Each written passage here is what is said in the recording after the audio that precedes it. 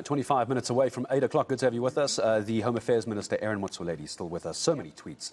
Minister, let's just circle back for a second if we can. I've seen Ricardo McKenzie. I see Tracy Lee as well. We were talking about the IT legacy issue, and I think you did unpack what the problem is there. And Tumelo was quite right. The number of documents you're dealing with that are not digitized. The question still is, though, when is the IT system that I use, that Tumelo uses, that we all use, when is it going to work? What's the timeline? No. I've already told you that this cannot be an event. I can't say tomorrow. It's a process. And it's many areas. It's not that we are talking of one system here. For instance, the system downtime, where people go and queue in Home Affairs, and they say the system is down. Yes. It's happening mostly in SETA, because we get all our connections through SETA. Now, SETA have accepted that. If you look at my budget speech, in May this year, 90% of that budget speech was specifically about this. I forgot about all the other issues because this is the most frustrating part. And I read about 13 things that are being done in both SETA and Home Affairs. For instance, SETA is spending 400 million rand to renew their whole network system. While it's doing that, we are changing all our switches and routers. We've already bought about 146 switches and routers to install, and we are busy doing that. SETA has also done what they call leftovers here in Tshwane, in Cape Town, and in eThekwini, in Durban, whereby they form redundancy. If one area is down, the other one can pick up. So all those systems are being done. That also includes, by the way, a new system that is working, is helping us, called BABS, whereby instead of going to queue there and have systems down and all that, you make an appointment and you go at a particular time. But the other thing which we actually announced to the portfolio committee, to try and bridge this digital divide or IT problems, is to use mobile trucks. Our mobile trucks are heavily modernized. Some of them are even carrying a satellite dish that cost us 1 million rand just to put that satellite dish. Because wherever you put them, they are able to function. Even in an area where the office is not connected and all that, they are able to function. But we are also extremely vulnerable to load shedding. Because even where we put generators, it doesn't work for us. We've got generators in most of our offices, but when it's load shedding, work doesn't continue, even with the generator on. Why? Because when there is load shedding, the towers of Vodacom, MTN, they all collapse, and you can't work in Home Affairs. And that explains why, if you go to Home Affairs and they say to you, we're done with load shedding, everything stops. The queues still continue there, and you're saying that's the reason, because the impact of the blackouts. You put, for instance, all our trucks, all of them, 100% of them, have got generators. If they go to an area where there's no electricity or when their system's down, but they still depend on the towers of MTN and Vodacom working. If those are not working, then even if you park a truck there, people get surprised. I visited many points where people are very angry and say, look, but this truck has been here, it's not doing any work. And Minister, even when you are here yourself, they are still not working. But they depend on the towers functioning. So our dependence on technology is more than any other government department.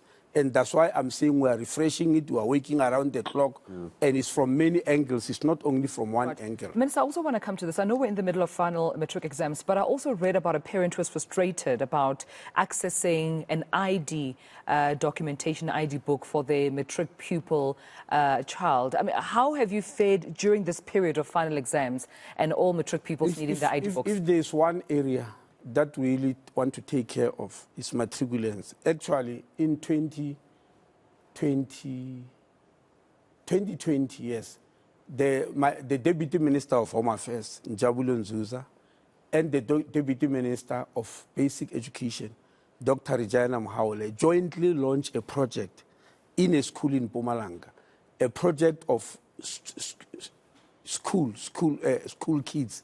Because every year when they turn 16, they need to take IDs, whereby they take mobiles to them. If we get a list of school kids who don't have IDs, yes, just before exam, we make sure that we stop everything, we go there, because it's important for somebody to write exam. So that's a special project that is being run by them. And I've just ordered that we increase all the mobile trucks. We only have 130 now. We keep on receiving more and more we order. And I said, we must increase them exponentially every year, because I personally don't want to see a school kid in uniform queuing at Home Affairs, leaving their lessons. And when they arrive at Home Affairs, the systems are down, they queue for more hours. I don't want to see them that. I want to see them taking their IDs at school when we start sending trucks. So we do have that timetable. But unfortunately, the 100 trucks we have are shared with offices that are in far rural areas and schools. I would like a situation where we've got trucks just for schools only. So with KwaZulu-Natal being impacted by the floods, besides the pupils as well that you've mentioned right now that you're prioritizing, yes, there are pupils they are affected. Have you assisted them in making sure they all have their IDs, as well as those who may have lost their IDs in the floods? We do, but last week I was shocked when the Reverend Van Rijn, yes, of the Methodist Church, the Reverend Van Rijn of the Methodist Church, phoned me with a family in KwaZulu-Natal where they don't have IDs yet after the floods. I was shocked, because what happens after the flood? We send the deputy minister there. They establish, I'm sure, a war room there, you remember. We said, you know, for disaster, the disaster management area, we said, the people who are involved in disaster management must give us a list. Give us a list of families that are affected, who have lost their IDs. We go there. Because when you lose your ID, it's very easy. It's not like the person applying for the first time. It's very easy because you already are on the National Population Register. We already have your biometrics. We've got your fingerprint and your photo already. It's not that you are studying from the scratch. So when you do that, we give you what you call a TIC, Temporary Identification Certificate. You get it same time when we get to you with a mobile, or when you get to Home Affairs. What will take about 5 to 13 days will be a smart ID if you apply for it. If you apply from the beginning. But if you are just replacing, it's very easy. And because disasters happen all the time, it's not only the KwaZulu-Natal disaster. In the Western Cape, you have got shacks that burn almost every day, and everything is burned down. So we have got mechanism to help them, because we are already experiencing that.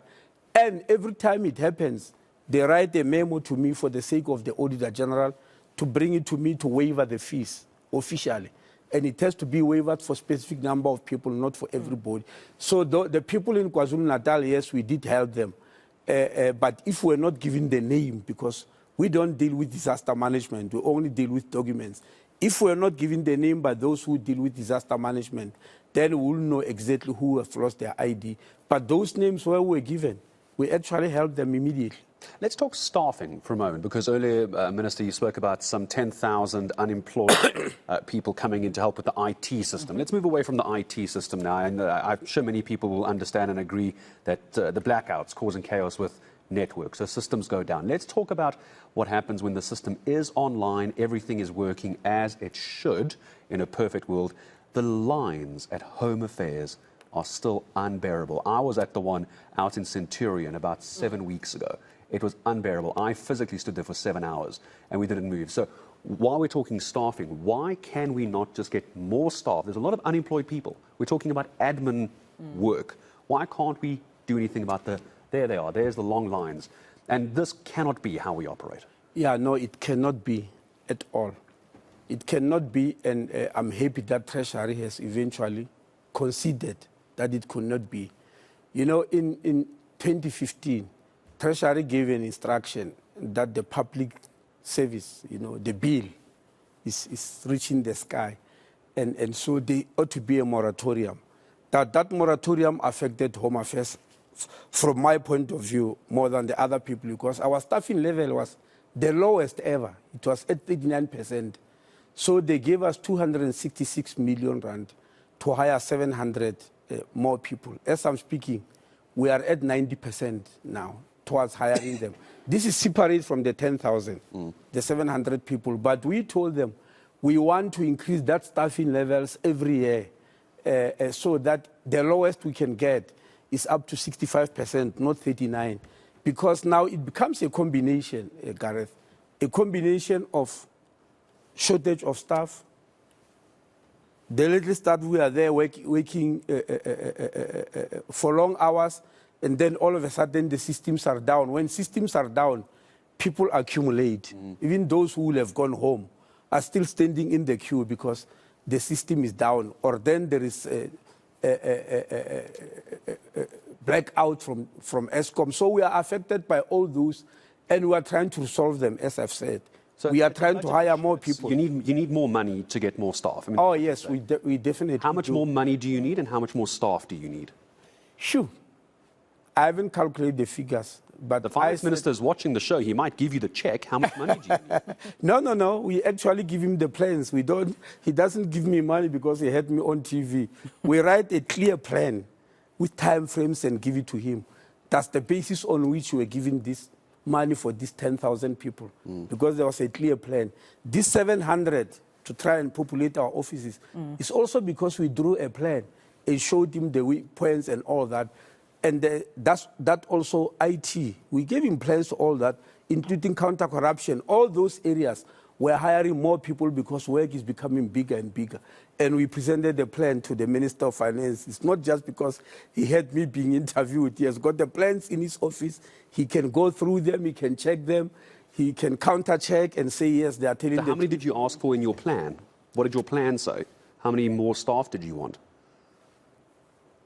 Look, as I said, we're only at 39% staffing in our front offices. That means where people take IDs and all that. The 266 million rand is going to take us to 42% only. We're still short of 68% of filling our post. It's only that I don't have the figures in my head. Please forgive me. I always keep figures in my head, but this one you got me. Yeah, and so, but we know that there won't be an amount of money to fill all the positions, because the minister will tell you, you're not the only one. I have to hire 10,000 police. I'm sure you're aware. They give money to police to hire 10,000. So it's sort of, we sharing, but we heading there. Because I also don't want to see these long queues. It frustrates me. So the combination of hiring more people and then digitizing records and increasing our IT will actually help us to solve the problem. Minister, I want us to talk also, before we have to say goodbye in a couple of minutes in the segment, undocumented foreign nationals in the country. Are you losing that fight to ensure that every single person in South Africa, South African or not, is documented? But when you look at foreign nationals, are you losing the battle to ensure that they're all documented? No, not at all. We are not losing it. But let me make it this very clear. When somebody doesn't want to be documented, it's very difficult to get them documented because they don't want to.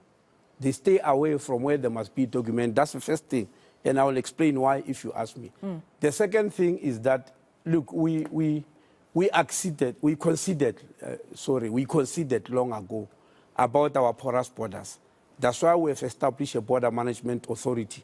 Because no matter how much you do in documenting people, if the borders are porous and people keep on pouring in illegally, you won't be able to win that battle. So we have just established the border management authority.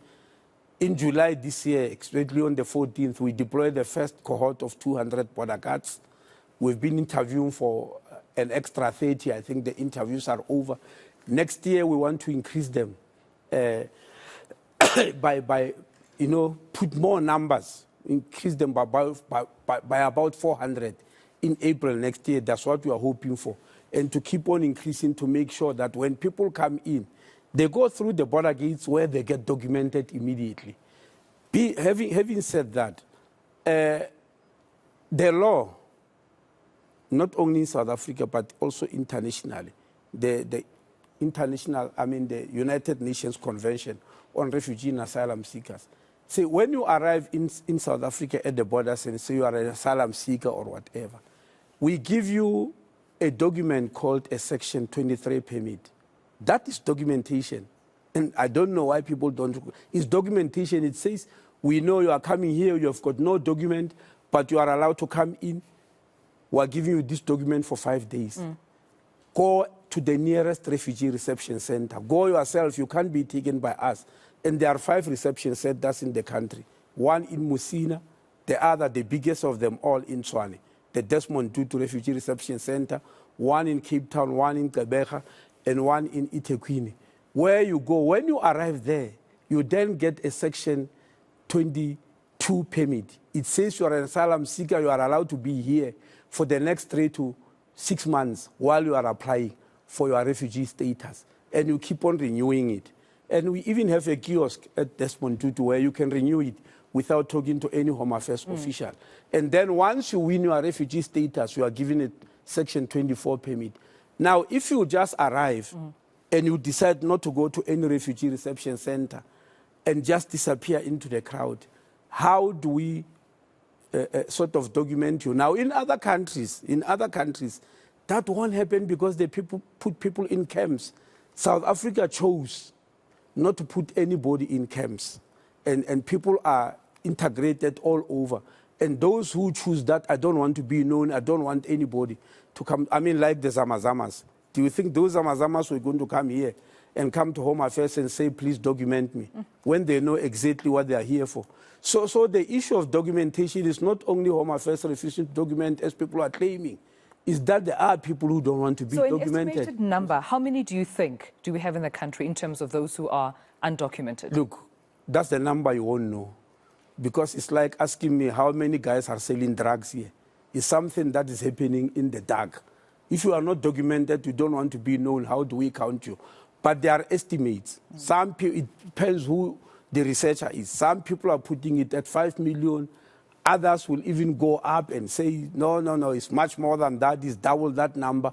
But the simple answer is that we don't know. We will have known if we're putting people in camps, like all the other countries on the continent, where people are in camps, because you can go and count them and say so many people, asylum seekers have arrived. Unfortunately, South Africa did not opt for camps, but unfortunately did not have a mechanism of, if you don't have a camp, then how do you find out? The only way to find out is to do raids at the farms, restaurants, hijack buildings. Factories. Yes, is to do raids there by immigration officials. And there are only 650 of them in the whole country. We are just increasing them by 200, which is still not enough. So the combination of increasing the immigration officials and also making sure that we increase the border guards is one of the things that will help solve the problem for us. Minister, I know that you have another commitment at 8 o'clock. We've got just a minute left with you. I was hoping to unpack the electoral amendment bill more, but I would like to get a response from you on record. Still a lot of opposition to it. As briefly as you can, as I know you need to leave us, what is your reaction to so much opposition to the electoral amendment bill? Well, when I'm listening, there are lots of things that people are opposing to. Some of them out of lack of understanding. And I'm really hoping that when the NCOP sits, because that bill has to go through NCOP, some will be clarified. But the biggest opposition that I'm hearing is that we should have gone for constituency elections, that we should have amended the Electoral Act. In other words, change the whole election system to a constituency. That is the one that is deafening, that I'm hearing from everybody. And during the debate on this, Gareth, I put it very clear that there were 2 questions here that we're answering in this bill after the Constitutional Court judgment. The first one is, should our election system make room for independent candidates to sit in parliament and in provincial legislatures? Because there's no such a thing from 1994. It happens in local government in the ward system, where you have independence. Should we have them?